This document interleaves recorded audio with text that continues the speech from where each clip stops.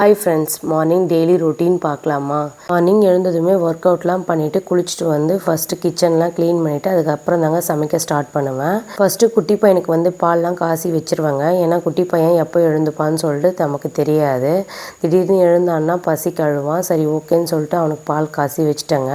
அதுக்கப்புறம் தான் சமைக்கலான்னு சொல்லிட்டு ஸ்டார்ட் பண்ணேங்க. மார்னிங் எழுந்ததுமே என்ன சமைக்கிறதுன்னு சொல்லிட்டு நிறைய பேர் கன்ஃபியூஸில் இருப்பாங்க. அது வந்து நம்ம முன்னாடியே ப்ரிப்பேர் பண்ணி வச்சுட்டோன்னா ரொம்பவே ஈஸியாக இருக்குங்க. நான் எப்போவுமே முன்னாடி நாளே டிசைட் பண்ணி வச்சுருவேன். தக்காளி சாதமும் அந்த கருணைக்கிழங்கு பொரியல் தான் என்னுடைய பையன் கேட்டிருந்தான். அதுவே செஞ்சிடலாம்னு சொல்லிட்டு தான் செஞ்சிட்ருந்தேன். அவன் நிறைய கேட்பான். ஆனால் வந்து என்னால் டைம் தாங்க கிடைக்காது செஞ்சு கொடுக்கறதுக்கு. ஸ்கூல்லையும் வந்து அலோட் கிடையாது அவன் கேட்குற டிஷ்ஷெல்லாம். கருணைக்கிழங்கை கட் பண்ணும்போது நிறைய பேருக்கு இந்த கையெலாம் ரொம்ப அரிக்குதுன்னு சொல்லுவாங்க. அதுக்கு ஒரு சின்ன டிப்ஸ் தாங்க இது. எண்ணெயை வந்து கையில் ஃபுல்லாக தடவிட்டு அதுக்கப்புறம் நீங்கள் கட் பண்ணிங்கன்னா கண்டிப்பாக வந்து உங்களுக்கு கை அரிக்கவே செய்யாது. ஃபுல்லாக கட் பண்ணிவிட்டு அதுக்கப்புறம் அதை வேக வச்சுட்டு அதுக்கப்புறம் நீங்கள் கையை நல்லா வாஷ் பண்ணிக்கலாம். மார்னிங் எழுந்து நான் ரொம்ப கஷ்டப்பட்டு சமைச்சு கொடுத்து அனுப்புவேங்க பார்த்து. இருந்தாலும் என் பையன் சாப்பிடாம தாங்க வருவான். ஏன்னா அவனுக்கு வந்து ஒரு கெட்ட பழக்கம் இருக்குது. அவனாக எடுத்து சாப்பிட மாட்டான். நம்மளா தாங்க ஊட்டி விடணும். ஸ்கூல்லையும் யாராச்சும் ஊட்டி விடணும்னு சொல்லிட்டு ரொம்ப எதிர்பார்ப்பான். இருந்தாலும் மிஸ் சம்டைம்ஸ் ஊட்டி விடுவாங்க. அவனை ஸ்கூலுக்கு அனுப்புறதுக்கு நானும் ஹஸ்பண்டும் ரொம்ப கஷ்டப்படுவாங்க. ஏன்னா வந்து அவன் தூக்கத்துக்கு கொஞ்சம் அடிக்டாக இருப்பான். இவனை கஷ்டப்பட்டு எழுப்பி கூட்டிகிட்டு வரதுக்குள்ளார குட்டி பையன் பின்னாடியே எழுந்துப்பாங்க. ரொம்ப கஷ்டமாயிடும் ரெண்டு பேரையும் வச்சு மார்னிங்கில் நாங்கள் ரன் பண்ணுறது. சமைக்கிறது எனக்கு ரொம்ப பிடிக்குங்க. ஆனால் வந்து சமைக்கிறது நான் இங்கே தாங்க வந்து கற்றுக்கிட்டேன். மேரேஜ்க்கு முன்னாடி வரை எனக்கு சுத்தமாக சமைக்கவே தெரியாதுங்க.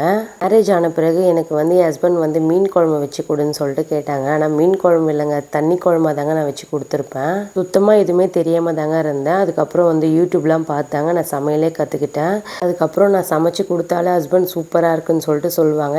7 இயர்ஸில் நல்லா எக்ஸ்பீரியன்ஸ் ஆகிட்டேன்னு சொல்லிட்டு சொல்லுவாங்க. அதுக்காக சொல்லணுன்றதுக்காகவே நான் வந்து அப்பப்போ நிறைய செஞ்சு கொடுப்பேங்க. என்னுடைய பையனுக்கு இந்த எக் தோசைனா ரொம்ப பிடிக்குங்க. எக்கு கொஞ்சமாக மாவுலாம் சேர்த்துட்டு அதில் வந்து ஆனியனு இந்த மசாலா ஐட்டம்ஸ் எல்லாம் சேர்த்துட்டு நீங்கள் செஞ்சிங்கன்னா சூப்பராக இருக்கும். இதுக்கு வந்து சாஸ் மட்டும் வச்சு சாப்பிட்டாலே நல்லாயிருக்குங்க. என்னோடய பையனுக்கு இது ரொம்ப ஃபேவரெட்டு. இது அப்பப்போ செஞ்சு கொடுப்பேன். குட்டி பையனும் நல்லாவே விரும்பி சாப்பிட்ருவாங்க. உங்களுக்கு இந்த ரெசிபி வேணும்னா கமெண்ட் பண்ணுங்கள். கண்டிப்பாக நான் கமெண்ட்டில் சொல்கிறேங்க. குட்டி பையனும் எழுந்துட்டாருங்க. அவர் மார்னிங் எழுந்துமே ஃபர்ஸ்ட்டு புக்கு தாங்க எடுத்து பார்ப்பாரு. எனி டைம் புக்ஸ் அவர் பக்கத்துலேயே இருக்குங்க. எல்லோரும் வந்து டாய்ஸ் வச்சு விளையாடுவாங்க. ஆனால் இவன் வந்து எப்போவுமே புக்ஸ் தாங்க வச்சு விளையாடிட்டு இருப்பான். அவங்க அண்ணாக்கு வேறு ஸ்கூல் டைம் ஆச்சுன்னு சொல்லிட்டு நான் கொஞ்சம் ஃபாஸ்ட்டாக தாங்க பண்ணிக்கிட்டு இருந்தேன். மதியம் ஸ்நாக்ஸ்க்கு வந்து ப்ரெட் ஜாம் தாங்க கொடுத்து விட்டுருந்தேன். ஏன்னா அவனுக்கு ப்ரெட் ஜாம் தான் ரொம்ப பிடிக்கும். அதுக்கப்புறம் அவனுக்கு டிஃபன்லாம் ஊட்டி விட்டுட்டு அவன் ஸ்கூல் அனுப்புறதுக்குள்ளே நமக்கு ஒரு வழி ஆகிடுதுங்க. குட்டி பையனும் ரொம்ப அழுதுகிட்டே இருந்தாங்க பசிக்கு. சரி ஓகேன்னு சொல்லிட்டு அவனுக்கும் பால்லாம் குடிக்க வச்சுட்டு அதுக்குள்ளார என்னோடய பையன் வந்து டைம் ஆகுது மம்மி ஸ்கூல் போகணுன்னு சொல்லிட்டே இருந்தான். இருடா பேக் பண்ணி கொடுத்துட்றேன்னு சொல்லிட்டு லஞ்ச் பேக் பண்ணி கொடுத்துட்டாங்க. அவன் ஸ்கூல் போனதுமே இவனை பார்த்துக்கிற டியூட்டி என்கிட்ட வந்துருச்சுங்க. சரின்னு சொல்லிட்டு அவனையும் பார்த்துக்கிட்டு மார்னிங் டிஃபனுக்கு வந்து இட்லி ஊற்றிட்டு சட்னி தாங்க செஞ்சுக்கிட்டு இருந்தேன். இந்த சட்னி அவ்வளோ டேஸ்ட்டாக இருக்குங்க. குட்டி பையனுக்கு ரொம்ப பிடிக்கும். நான் இது அப்பப்போ செஞ்சு கொடுப்பேன் அவனுக்கு. அவ்வளோ ஹெல்த்தியான சட்னிங்க. உங்களுக்கு வேணால் கமெண்ட்டில் சொல்லுங்கள். கண்டிப்பாக நான் உங்களுக்கு ரெசிபி சொல்கிறேன். டிஃபன்லாம் செஞ்சு முடிச்சதுமே உடனே வந்து ஹஸ்பண்ட் டைம் ஆகுதுன்னு சொல்லிட்டு அவருக்கும் வந்து லஞ்ச் பேக் பண்ணி கொடுத்துட்டு இருந்தாங்க. ஹஸ்பண்டும் வந்து ஆஃபீஸ் கிளம்பியாச்சுங்க. இதுக்கப்புறம் தாங்க எனக்கு வேலையே ஸ்டார்ட் ஆச்சு. குட்டி பையனுக்கு வந்து இட்லி ஊட்டலான்னு சொல்லிட்டு ஓடிக்கிட்டு இருந்தாங்க.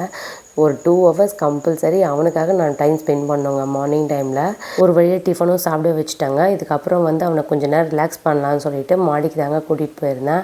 அவனுக்கு வெளியே போனோன்னாவே அவ்வளோ ஜாலியாகிடுங்க. அதுவும் இந்த மாதிரி தூக்கிட்டு சுற்றினோன்னாவே ரொம்ப பிடிக்கும். குட்டி பையனுக்கு இந்த மாதிரி யாருன்னா ஒருத்தர் கூட விளையாடிக்கிட்டே இருக்கணுங்க. அவன் ரொம்ப என்ஜாய் பண்ணி விளையாடிக்கிட்டே இருப்பான். மோஸ்ட்லி நான் அவன் கூட அதிகமாக டைம் ஸ்பெண்ட் பண்ணுவேங்க. ஏன்னா வந்து என் ஃபஸ்ட்டு பையன் வந்து ரொம்ப அடிக்டாக தூங்கிட்டே இருப்பான் இந்த ஸ்டேஜ்லலாம்.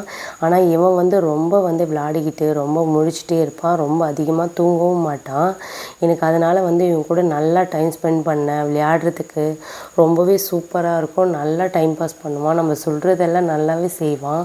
குட்டி பையன் நல்லா தூங்கிட்டு இருக்கும்போது தாங்க என்னால் எதுவுமே பண்ண முடியும். குட்டி பையனை குளிக்க வச்சு தூங்க வச்சுட்ட பிறகு தாங்க நான் கொஞ்சம் ஃப்ரீ ஆவேன். அதுக்கப்புறம் தாங்க நான் சாப்பிடவே போவேன். ஏன்னா எனக்கு சாப்பிட்றதுக்கு டைமே கிடைக்காது. ஒரு 12 o'clock மேலே ஆகிடுங்க நான் சாப்பிட்றதுக்கு மார்னிங் டிஃபனு. அதுக்கப்புறம் தாங்க அந்த டைமில் தாங்க நான் எடிட்டிங் ஒர்க்லாம் பண்ணிவிட்டு பண்ணிவிட்டு அதுக்கப்புறம் வீடியோலாம் அப்லோட் பண்ணுறது அந்த டைம் தாங்க பண்ண முடியும்.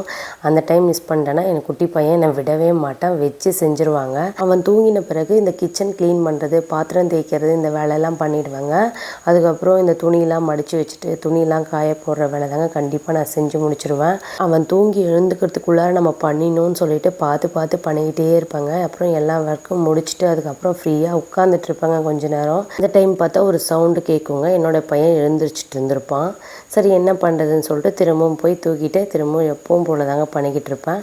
என்னோடய டெய்லி ரொட்டீன் இப்படி தாங்க இருக்கும். உங்களுக்கு எப்படி இருக்குன்னு சொல்லிட்டு கமெண்ட்டில் சொல்லுங்கள். பிடிச்சிருந்தா நம்ம பேஜை ஃபாலோ பண்ணிக்கோங்க. தேங்க்யூ, பாய்.